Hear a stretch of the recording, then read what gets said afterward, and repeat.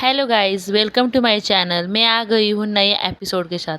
अगर आपको मेरी वीडियो अच्छी लगे तो प्लीज़ चैनल को सब्सक्राइब कर दीजिए और वीडियो को लाइक कर दीजिए। यह मुझे बहुत ही ज़्यादा मोटिवेट करता है। हमने अब तक देखा कि फ़ैन को पता चल चुका है कि जो डॉक्टर उसे ट्रीट करने आई हुई थी वह और कोई नहीं, हमारी डिंग डिंग होती है। वह बहुत ही ज़्यादा परेशान हो जाता है और सेक्रेटरी को कहता है कि जल्दी से जल्दी डिंग डिंग को ढूंढो तुम।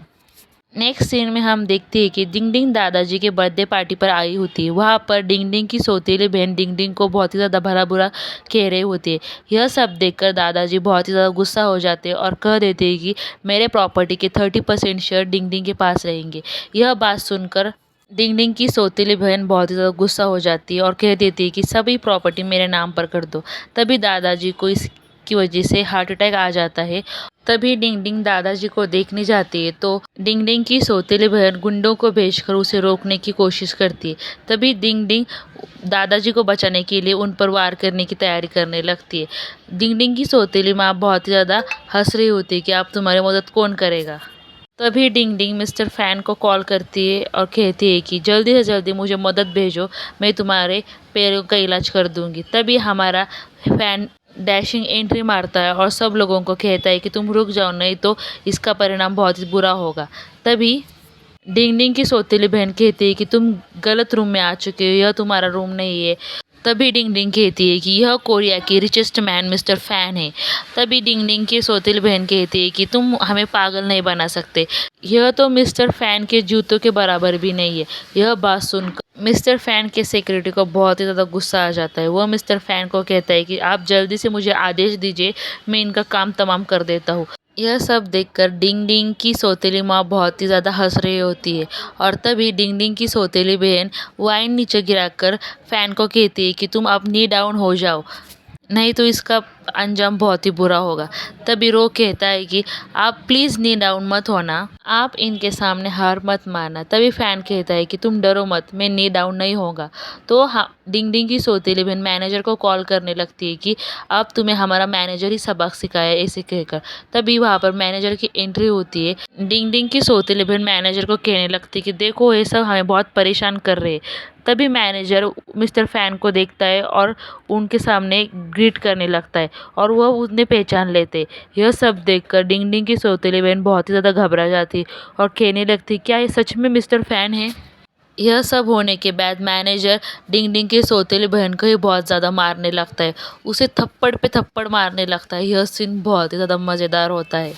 डिंग डिंग की सौतेली बहन बचाने के लिए भीख मांगने लगती कि कोई तो मुझे आकर बचाओ। तभी उसकी मॉम मिस्टर फैन के पास जाती है और उन्हें कहने लगती है कि प्लीज़ मेरे बच्चे को बचा लो। तो मिस्टर फैन कहते हैं कि मैं इसमें कुछ नहीं कर सकता, तुम्हें दादाजी से और डिंग डिंग से माफ़ी मांगनी होगी। तो वह दादाजी के पास जाती है और कहने लगती है कि प्लीज़ अपनी ग्रैंड डॉटर को बचा लो, वह आपकी पोती ही है। तो दादाजी कहते हैं कि तुम्हें यह सब कुछ तब न याद आया जब तुम्हारी बेटी हमें इतना भला बुरा कह रही थी। तुम्हें डिंग डिंग से माफ़ी मांगनी होगी, अगर वो तुम्हें माफ़ कर दे तो मैं भी माफ़ कर दूंगा। डिंग डिंग कहती है कि मुझे तो तुम्हारी शक्ल भी नहीं देखनी है, मैं तुम्हारे जैसे बुरे सोच के नहीं हूँ, तो मैं उसे माफ़ कर देती हूँ। नेक्स्ट सीन में हम देखते हैं कि मिस्टर फैन और उसके सेक्रेटरी अब कहने लगते हैं कि प्लीज़ लेग का ट्रीटमेंट चालू कर दो। तो दादाजी भी डिंग डिंग का कहने लगते हैं कि तुम उनका पैरों का ट्रीटमेंट कर दो। डिंग डिंग भी राज़ी हो जाती है, लेकिन तभी रॉ कहता है कि मैं इस बात पर राज़ी नहीं हूँ। तो तभी सेक्रेटरी कहता है कि बच्चे तुम्हें हमसे क्या प्रॉब्लम है? तो कहता है कि मिस्टर फैन ने मेरे मॉम की बहुत ही ज़्यादा इंसल्ट की है, उन्होंने मेरी मॉम को सॉरी भी नहीं कहा और मुझे एलिमनी भी नहीं दी हमारी। तो मिस्टर फैन कहने लगते हैं कि बताओ तुम्हें कितनी एलिमनी चाहिए? तभी रॉ कहता है कि मुझे $1 बिलियन एलिमनी चाहिए। यह बात सुनकर सेक्रेटरी तो हक्का बक्का रह जाता है। मिस्टर फैन कहते हैं कि ठीक है, मैं वो तुम्हें दे दूंगा। यह सीन बहुत ही ज़्यादा फनी होता है। तभी डिंग डिंग उसे चुप कर देती है। नेक्स्ट सीन में हम देखते हैं कि फैन का पैरों का ट्रीटमेंट स्टार्ट हो चुका था। डिंग डिंग उसे दवाई दे रही होती है। तो डिंग डिंग उसे पूछने लगती है कि तुम कितने दिनों से एक्सरसाइज नहीं की है, क्योंकि तुम्हारे पैर बहुत ही ज़्यादा ख़राब हो चुके हैं। तभी सेक्रेटरी कहता है कि मिस्टर फैंग अपने पैरों पर खड़े होंगे या नहीं। तो डिंग डिंग कहती है कि होंगे, पर मुझसे बहुत ही ज़्यादा ट्रीटमेंट देनी होगी। तभी डिंग डिंग पूछती है कि आप अपनी पैंट निकालिए। यह बात सुनकर दोनों ही बहुत ज़्यादा हक्के-बक्के रह जाते। पर डिंग डिंग कहती कि मुझे उनके पैर देखने हैं। वह मिस्टर फैंग को दवाई लिख कर देती है और कहती है कि तुम्हें ये दवाइयाँ रोज़ लेनी पड़ेंगी। पर मिस्टर फैन दवाइयाँ लेने से इनकार कर देते हैं। वह कहती है कि मुझे 5 बार पॉइज़न देने की साजिश की गई है। तभी डिंग डिंग कहती है कि ठीक है मत लो, ऐसे ही पड़े रहो बेड पे। तभी सेक्रेटरी डिंग डिंग को कहता है कि आपके हस्बैंड कहाँ पर है? तो वह कहती है कि मेरे हस्बैंड मर चुके हैं। वह बहुत ही ज़्यादा हैरान हो जाती है कि ऐसे कब हुआ?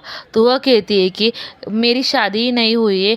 मैं जब बहुत ज़्यादा ड्रंक थी उसकी वजह से मैं प्रेग्नेंट हो गई थी और ये मेरे बच्चे हो गए हैं। सो गाइस नेक्स्ट एपिसोड देखने के लिए मेरे चैनल को सब्सक्राइब कर दीजिए।